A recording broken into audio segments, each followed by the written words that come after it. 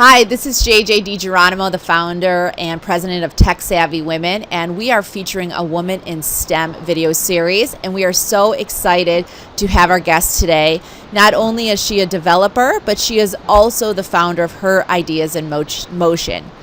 Rachel Wilkins Patel, thank you for joining us today. Thanks, JJ. Thank you for having me. We are so excited to hear about your journey, but also how you've parlayed that into a nonprofit that actually fosters women in STEM. So before we jump into Her Ideas in Motion, I would love to get an idea of how you started down the path in a STEM career. I initially did not start in a STEM career. I graduated from school with a writing degree and was interested in writing, but then as I began working, I started to develop technology skills in order to be able to work on my projects online. And I then began learning more and more web development technology and went back to school for both filmmaking and technology. So a bit of a different path, but 15 years later I'm still working in web development and application development and still learning every day. That's great. So after you had your initial degree, you found a different passion. You basically took your initial degree and used that online, and then you realized I needed to get some additional certifications? That's right. I went back and pursued graduate work in both technology and filmmaking. That is wonderful. I don't know if I've met a woman that has a filmmaking degree yet, so that is very exciting. And so you have been working in the development sphere for a while now. You said about 15 years. What type of work do you do today? I do web and application development. And are you one of the only women in your group, or do you have other women? My company is actually has a pretty good ratios in terms of the company that I'm working for now. It hasn't always been that way, but it's kind of nice to now work in an environment that is pretty equal. However, what people may or may not know that is it's less than 20% of women in behind-the-scenes roles in technology and media. 20%. Oh, that's a great statistic. So you've been in the career for 15 years and you're moving along. And what was really the catalyst that started Her Ideas in Motion? I began teaching girls more than 5 years back, and it was something that I was doing along with working for other companies. And I just began to realize that this is really cool. Being able to teach girls what I do for a living. And the students are very passionate about learning, and when they meet someone who actually works in the industry, it becomes more relevant to them. What the concepts and the technology that they're learning, they can see where it's going. You can see that, it's there's real-world applications for it. And people actually get paid for this. That's awesome. And so from your individual one-to-many activities, what really inspired you to create a nonprofit? We started about 3 years back, a small handful of women who led workshops for girls, and we realized it was really great to be able to collaborate with peers across Northeast Ohio and to work together on teams to teach. And we felt like, there were a lot of women were a minority in these behind-the-scenes roles, and we really should have a public conversation about this.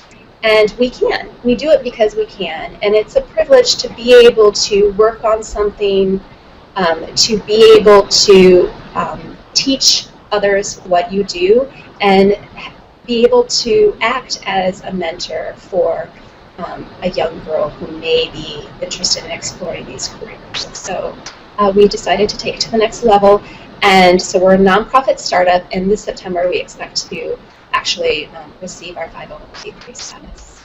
Wow, that's hard to do. 501c3. I know a lot of folks talk about it, but it is really can be a tedious process. So I just want to congratulate you on that in itself. And I think it just really showcases when you set your mind to something, you actually follow all the way through. And I'm sure it's not easy to juggle a full-time career, your family, and her ideas in motion, but thank you for doing that. Again, we have a good partnership between schools and companies and individuals across the region, groups like Tech Savvy Women, who have come together to support this idea of helping girls get into the technology and media. So we do feel like, it's a public conversation where we're all coming together to participate. And those, I was going to say, those that want to be involved we have biannual training for mentors available on our website, so you can get involved during that time or at other events that we have. That's great. So I'm sure we always know, every time we talk about this, there's always mentors that come forward. So if they want to access you, what is the website they go to? It's herideasinmotion.com. And we have biannual training coming up in September. We have other events for parents and kids throughout the year. Like I said, we do partner with schools and companies to hold events, and so you can sign up through our website. So that is awesome, and we'll say that again at the end. But I just love to talk a little bit about, getting access to these types of people with these degrees. A lot of women often do what they know, what they see their friends and family doing, what their neighbors are doing. What type of statistics and details do you have about bringing people maybe in front of these ladies that they don't get exposure to? Well, it's true.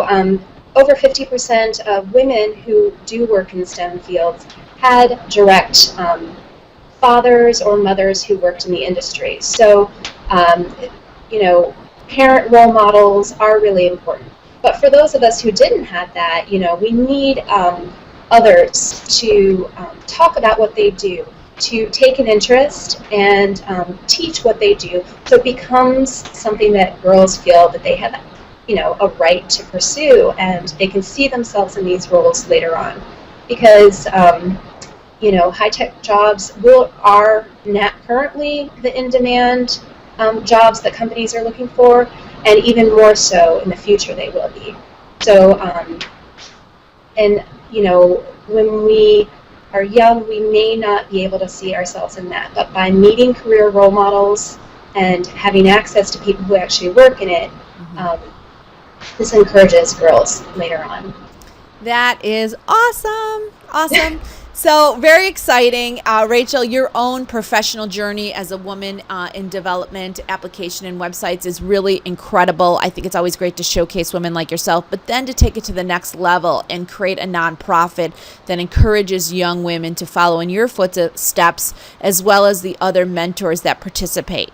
So for people around the country, they may be seeing this and saying, I want to do that, or how do I get a hold of Rachel, or can I do this locally? What is your suggestion for people that may be outside of the Northeast Ohio area?